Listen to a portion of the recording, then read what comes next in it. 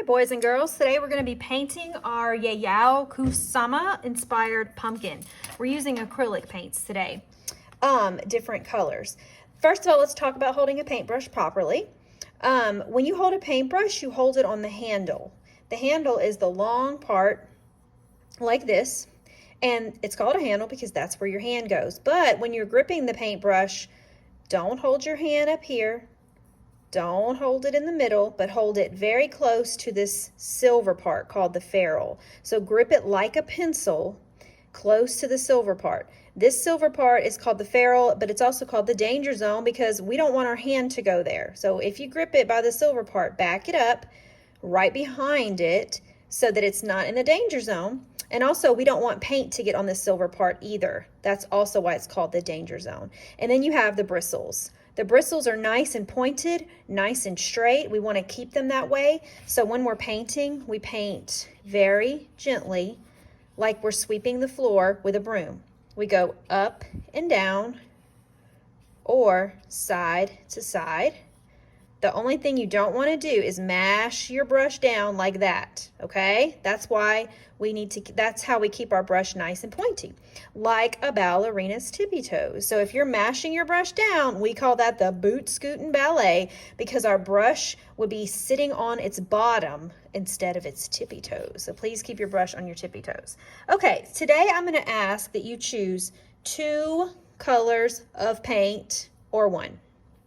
2 or 1. Since our pumpkin is already so busy with the polka dots and we have that nice black colored paint marker, we don't want to make it too confusing for people that look at our artwork. So that's why we're only choosing 1 or 2 colors of paint. And what I'm doing is I'm painting around the polka dots and around the black lines. Try to get as close as you can to the black lines, and if you need to turn your brush a different direction, that will be fine.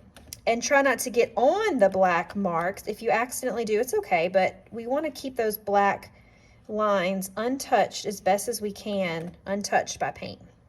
And another rule that I'm going to ask is that you paint with the color, the whole color in the whole shapes. For example, I chose green to start with, and I'm not going to switch to another color while I'm painting this shape, the front of my pumpkin, okay? I can switch to a different color when I paint on this side because this is a new shape. I can switch to a color if I paint the stem and the back of the pumpkin because it's a new shape. And I can switch to a new color when I get here because it's a new shape. So finish the whole shape before switching to a new color. I want each shape to be colored with the same color, and then you can switch to your second color if you're choosing to, or you can paint the pumpkin with the whole color, just one color if you want. Okay, so now I'm going to show you how to clean your brush. I'm not going to finish this green shade because I think you get the idea, but just go very close to the edges of the black marks that you made with your paint marker. Actually, I'm going to show you one more tip before I clean my brush. When you're dipping your paintbrush in the paint, only get it on the bristles or the hairs of the brush or your ballerina's tippy toes.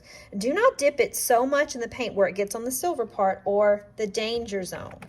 Also, when you're painting, we want to sweep all that. It's like sweeping the floor. Sweep the paint around to the white areas until your brush runs out of paint.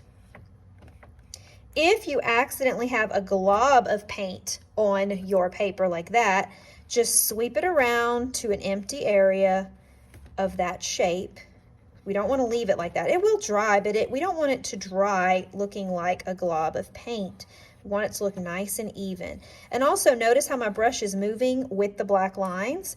So when I'm painting next to this black line, my brush makes the same motion as I did a curved line, just like I did when I was drawing it with the paint marker.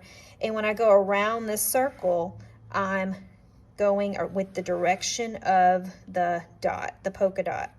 If that doesn't happen every time, it's okay, but try to get used to painting in the direction of your lines. Go back and make sure you don't have any white spots before you clean this brush. And if you have any other shapes to paint with the green or with the color you chose, before you clean your brush, why don't you go ahead and paint your other shapes so you don't have to do as much cleaning and as much work. So I've decided to paint the back of my pumpkin. And I'm going to switch brushes. So I might give you some small brushes if you need to get around some really tight spaces or skinny shapes, okay? Now, when you're cleaning your brush, this is how we clean our brush. We use a doggy dish with water and a sponge. You find the bottom of the dish and you push the paintbrush around so it touches the bottom. So it's like scooting, scooting, scooting, and it's scrubbing itself, okay? So keep doing that until most of your paint or all of your paint is gone. You might have to do it a few times. I'm turning it over to different sides. Tap, tap, tap, and then make an X by dragging or wiping your brush off on the sponge. Do it again if you still saw some paint on your sponge. The water will get dirty, but if you keep rinsing it and wiping it on the sponge, your paintbrush will be nice and clean. And we call this dirty old SpongeBob because after we clean our brush a few times, he does get pretty dirty.